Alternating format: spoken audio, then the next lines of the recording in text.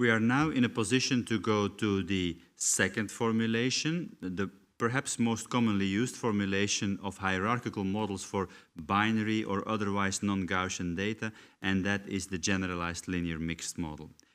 It seems on the one hand to be a fairly easy and elegant generalization of the linear mixed model, but there are also important differences. I want to refer back to the chapter where we review GLMs, generalized linear models univariately, where we remember a few very specific things.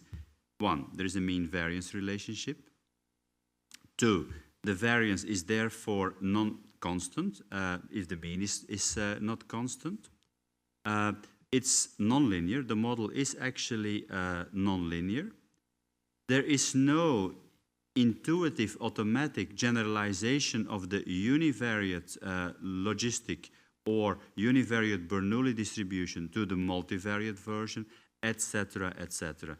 It's a bilingual model. We have two scales, the probability scale and the logit scale. So we need to think about what this now implies for practice also. We go back to the linear mixed model first, and there we say indeed everything is nice and normal. We have y given b to be normally distributed. We have b normally distributed, and then the joint distribution can be integrated over b. You integrate out the random effects in otherwise, and it follows immediately either following full integration or following moment ideas. It's very easy to derive the marginal mean and the marginal variance, and that is the now famous, well-understood expressions, xi beta, and then vi being zid, zi prime plus sigma I. There is no integral sign to be found, even though an integration took place, but once and for all, that integration can be done, could be done, analytically done, case closed. Well, what would now be the replacement analogy in the case of the generalized linear mixed model, in the case of non-Gaussian data, in other words, Well, this is not going to stay. This is going to become an exponential family. And let's start there. So we say the outcome follows an exponential family, but now conditional. Not like in the conditional models where we conditioned on previous outcomes, for example, but conditional on random effects. So we see that through the linear predictor, which is modeled as a function of covariates and as a covariates, yes, fixed effects covariates and random effects covariates. Fixed effects parameters, random effects parameters. And because the linear predictor, the natural parameter, lives on the real line, it's natural, it's not the only option, but it's natural to assume normality. Okay. Right. Now, that would specify the model conditionally, right? So a given measurement, given random effects is now specified, which produces here the entire contribution, not the joint distribution but the entire contribution for a subject. Good. But this is not a likelihood contribution, but because as always, the likelihood should actually should not contain random effects, because it can only work with observables and then unknown parameters. So we integrate for a given subject that contribution from the previous page, or if we spell it out like this, over the normal random effect. But now we have to think that the normal density takes the form 1 over and then e to the power minus a half and a square, etc. Whereas these guys take the form e to the power 1 divided plus e something. Or if they're a failure, 1 divided by 1 plus e to the power something. For binary data, there is no closed form integral solution. So this integral cannot be solved analytically. No closed form solution. Well, it's not going to stop us. Quite on the contrary, we're going to assemble all these guys into a likelihood. We take the product over all individuals, and then we see we have a double product, yeah, but one of the product signs is inside of the integral, and we need to think about that. So we have one model, and in this entire chapter, we will not move outside the framework of a single model. But with that in mind, we will see various very different results between methods, not models, because we will use different methods to integrate over those random effects. And that's what's going to come next. If we cannot do it analytically, yes, in some cases we can, but generally we cannot. We're going to come up with all sorts of approximations. Taylor series expansions is one approach. So that is basically you take the integrand, and if that integrand is too complex, maybe by expanding it in Taylor series, life will become easier. The integral process itself can also be approximated. Or you can say, well, what if I'll make my data look more like normal data, and that will be more or less the Laplace approximation. We will spend some time on each one of those methods and give a perspective on them. And then when that is done, we will also be able to draw the usual inferences to estimate or predict empirical base predictions, to construct empirical base predictions, etc. So just to begin, Laplace approximation. Well, Laplace approximation is hit and miss. You say I have an integral of a certain function. Let me denote it symbolically by g. And that function is the product of certain things and other things, but one of those things is the normal density. So maybe at the end of the day, because the normal density is so dominant, the tails of the normal density are e to the power minus a half and a squared, it goes down very rapidly, maybe the whole function looks more or less normal anyway. So we replace, in other words, the integrand by the best possible quadratic. It's hit and miss. It's hit or miss. Either that's a good approximation or it isn't, and there's nothing you can do about it. But it's common wisdom that the Laplace approximation for shorter longitudinal sequences of binary type doesn't work so well. Longer sequences, count data, it all starts to work a little better. That's one thing. And then we go to approximation of the data, Taylor series expansion, if you wish. And what we're going to do here is essentially, it's also an approximation of the integrand, if you wish. It's Taylor series based. We're going back to the linearization based method of the GEE part. Remember, at that place we said we will revisit this method in more detail in the generalized linear mixed model part. That time has come now. So we take our observation and we write it as signal plus noise. Mu is the signal, so that is a transformed linear function. But it's not a linear function, it's a transformed linear function. So if you look at that, you say, bingo, we can apply a Taylor series expansion. Now, Taylor series expansion around what? Around the unknowns, of course. Covariates are known, so we don't need to do that, but beta and B are the unknowns. So that's obvious, and that's what PQL does. Don't think too much about the name. The method in the end will turn out not to be working so well anyway. Don't think too much about the name.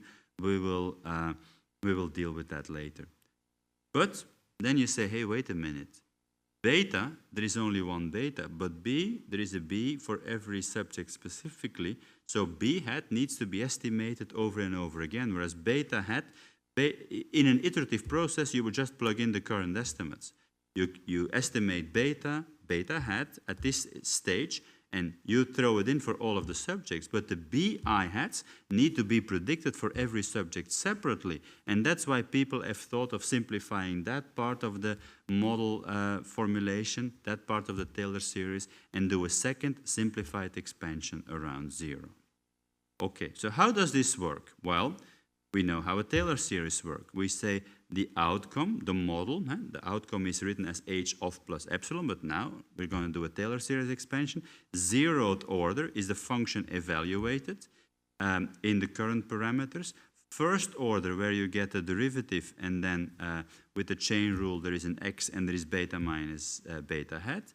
And then b minus beta hat, that same h prime, I should say. It's a first order Taylor series expansion, obviously, but because we are not purely in a mathematical context, but in a statistical context, we know something about our functions, and that is h is the mean, h prime is the variance. So we can make use of that. That sounds actually pretty interesting.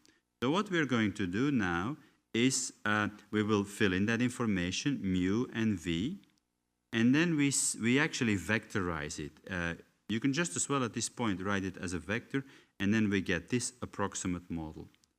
And if you see what you like to see and you ignore the rest, you see xi beta y, xi beta zi bi, and epsilon I. So you may say that looks like a linear mixed model. Keep everything that looks like a linear mixed model to the right and throw everything else to the left. So the mu goes left, and then you pre-multiply with v on the left inverse to get that to the left, and then you still have to subtract the mu I here, and then the terms that contain beta hat and b hat, because they are constants, they are not unknowns. Now that whole thing is longer than what looks like a mixed model, but all of that is the data and all known quantities at this stage. So it's a transformation of the data. It's a working variable. So this is a new variable to which you fit a mixed model. And yes, it's no longer epsilon, but epsilon star because of the multiplication by v. We call this pseudo-responses. Now I can go forward rather to the next page, go back again, go forward, go back, and you will see it's more or less the same, except a few things that dance around. And that is, if you take the PQL page and you scratch out everything that is B hat, you have MQL. That's exactly what it is. Now, this method was proposed by Breslow and Clayton. It's a beautiful method. Unfortunately, the approximation sometimes is relatively poor. It all starts with the approximation, first-order Taylor series, and no, in many cases, a first-order Taylor series just isn't enough. So, where does that leave us? PQL is consistent when the sample size increases, when the number of measurements per subject increases, that in particular, which is often not terribly realistic, but at least it's consistent. MQL remains biased. So we can say PQL usually works poorly, MQL is even worse than that. Well, second and higher order Taylor series expansion is possible, but that's way more work. It has been done. PQL2 and MQL2 exist in MLWin. They work really well, but unfortunately PQL doesn't. So, approximation of the integral. There we go again. We have a function to integrate, that g that I mentioned earlier, which takes the form of f times phi. And that phi is the normal density, f is the rest of the conditional likelihood, so to speak. So, how does quadrature work? I will go forward and look at a picture. You have a function to integrate, and you replace that function by a set of boxes, rectangles, and clearly, the finer you make the rectangular grid, the better the box will approximate the function in its neighborhood. But there is something else to observe, and that is, the function that I'm integrating is actually, again, something multiplied with a normal density. Now, a normal density is, and it's hard to draw that faithfully, but is a function with tails that become very thin. So out in the tails, there is no mass left, and this is exemplified here. We would be integrating over essentially empty space. That's why people have thought about adaptive quadrature, where the boxes, not just the box width is chosen, the number of rectangles, but you also position it such, not in an omnibus way, but really tailored to the integral you're looking at, so that it doesn't go into the tails where nothing is left.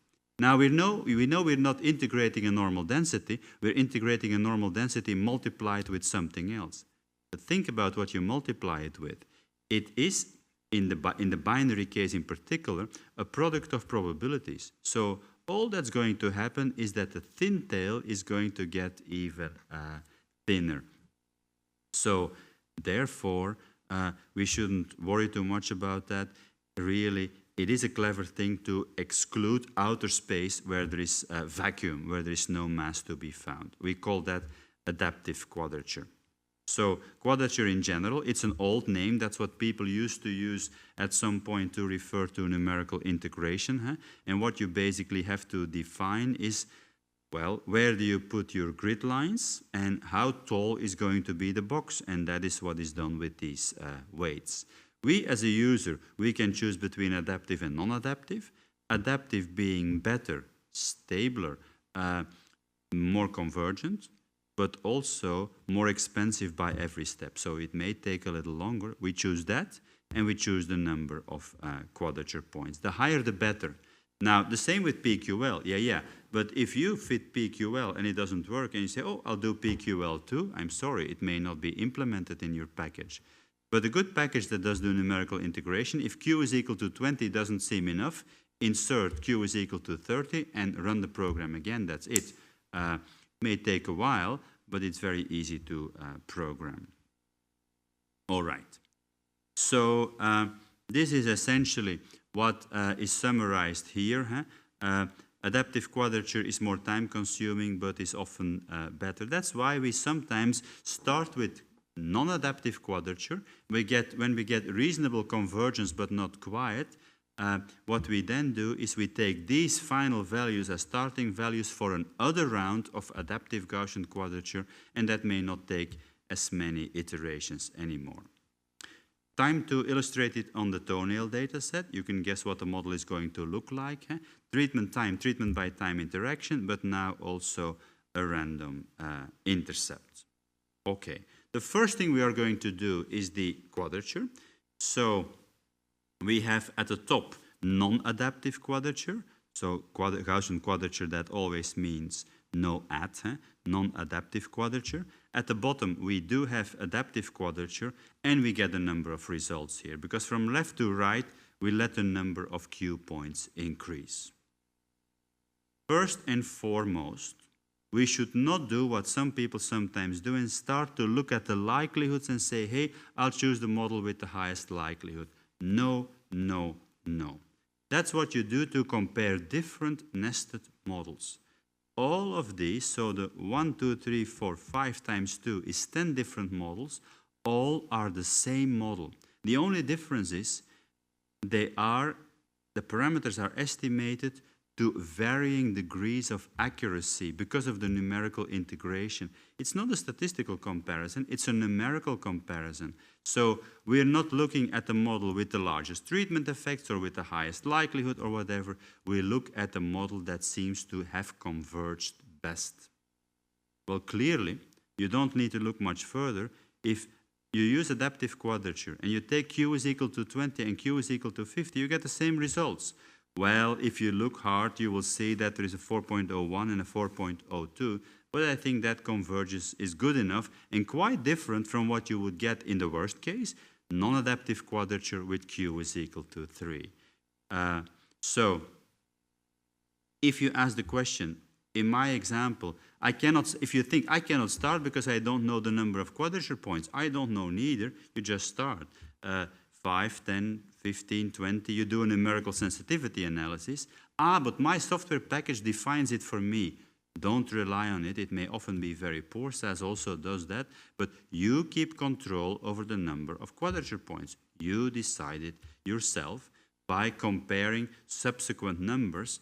And I think with Q is equal to 50, I would be happy. You can run, if you have a little bit of time, Q is equal to 75, but I'm not going to do that. I think I would be happy with what I see here.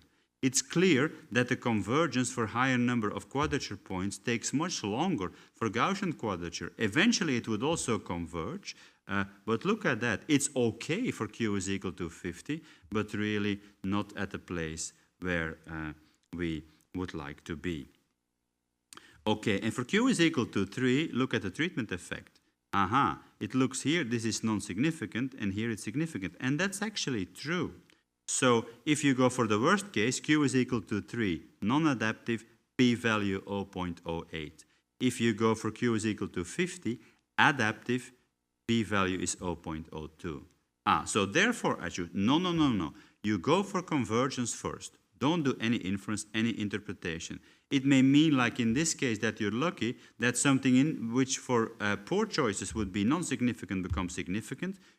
Good for you, but it can also go the other way around, and then it is what it is. I'd say bad for you, but you have to live with the proper converged models. Otherwise, you would be cheating.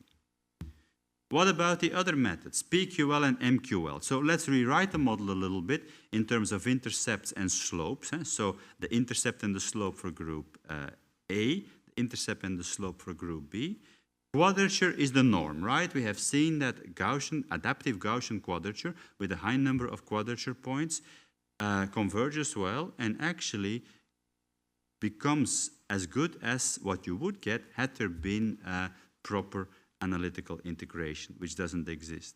Compared to that, PQL is really bad. PQL is really poor.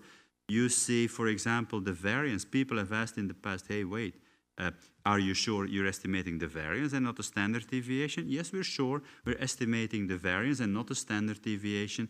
It's just so much biased downward in absolute value. And PQL, as I said, can sometimes be even worse. Okay, good. That brings me to the end of the chapter on generalized linear mixed models. Not entirely done with this part, because in the next chapter we will illustrate how to do this in SAS.